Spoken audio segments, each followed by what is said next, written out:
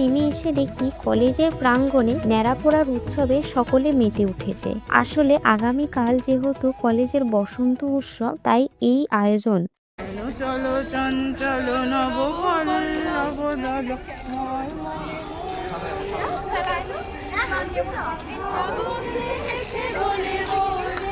ওরে ভাই ফাগুন লেগেছে বনে বনে, ওরে ভাই ফাগুন লেগেছে বনে বনে। সকলে মিলে সামিল হয়ে পড়লাম এই উৎসবে এবং ন্যাড়াপোড়া উৎসবের শেষে সকলের জন্য মিষ্টি মুখের ব্যবস্থা রাখা হয়েছিল। বাড়ি ফেরার আগে মনে হলো লাইব্রেরিতে বই জমা দেওয়া বাকি রয়েছে, তাই চলে গেলাম বইটি জমা দিতে। এরপর কলেজ থেকে বেরিয়ে দেখা হয়ে গেল এক অপরূপ শোভায় শোভিত এই শিমুল গাছটির সাথে।